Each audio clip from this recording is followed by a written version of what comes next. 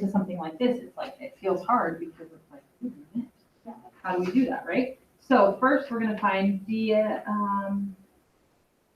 ddt of r of t times s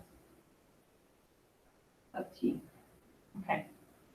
So we're just trying to find, this says, I'm trying to find the derivative with respect to t of some function of t times some other function of t. So should we just treat them like regular functions being multiplied together?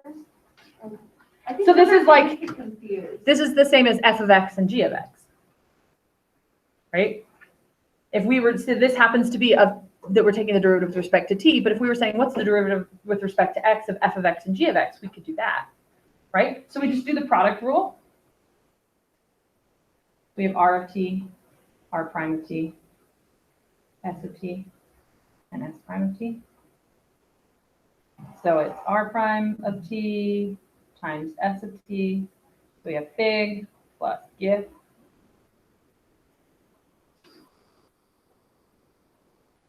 And you're done. That's it. Does that make sense? Let's do the composition one. So it's r of s of t. I guess you aren't done because you have to plug in. It's asking you for the actual numbers, right? At t equals 3. So that one I think would have been pretty easy to plug in because you just find them, right? This one's a little bit more complicated to plug in. So we're going to find the derivative with respect to t of this. So this is the chain rule. So r is our chocolate and s of t is our peanut. So we take the derivative of the outside and we leave the inside intact. And then we take the derivative of the inside. Okay. And then what we do is we plug in,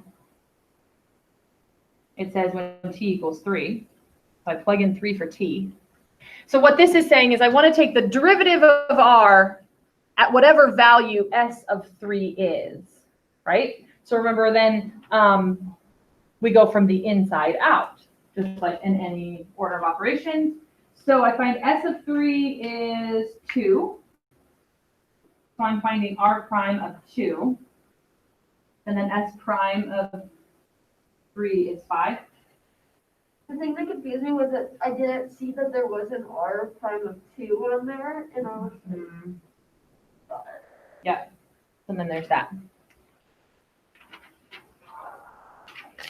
Let me think of some other stuff that we need to know.